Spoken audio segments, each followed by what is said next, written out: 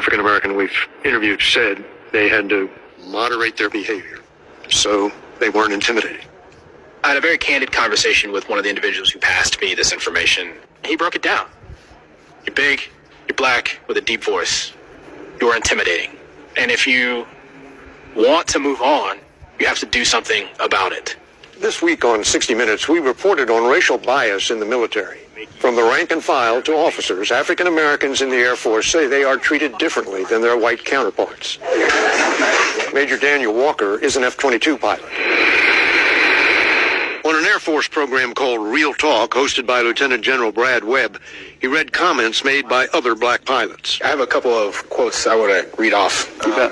My fighter experience was the most demoralizing experience in my life, and I've been homeless. The second is, to be yourself and thrive in a fighter squadron as a black man is an oxymoron. Either conform or fail. These are my friends. These are my brothers. And my sisters, actually. Walker sat down with us to share his story. This story is not uncommon. I could very easily attribute this interaction to that action on my part.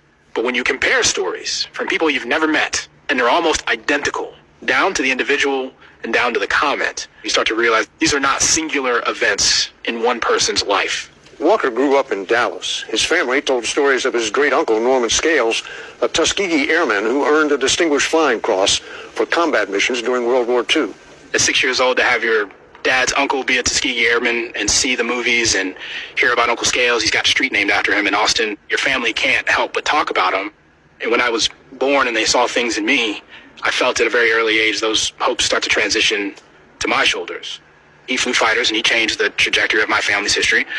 So that's what I'm going to do. Determined to follow in those footsteps, Walker went to the Air Force Academy and from there to pilot training. Had you been told what to expect at flight school?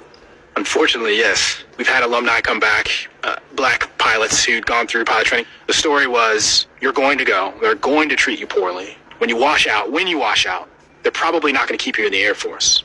So if you go, don't go trying to fly fighters. But in the grand scheme of things, probably don't go. How did that play in your decision about whether to go? Well, in my mind, I have to prove it can be done and then prove it can be repeatable. Walker excelled at flight school and earned a coveted assignment to fly the Air Force's top-of-the-line F-22 stealth fighter. So you go to F-22 school? Yes, sir. What was that like? It was a blast. It was the most fun I'd ever had in my entire life. Seeing things and doing things with so much power underneath you and behind you and around you, it's surreal. Did you feel your race going through the F-22 training? Not initially. I got feedback at the end of this course, however, that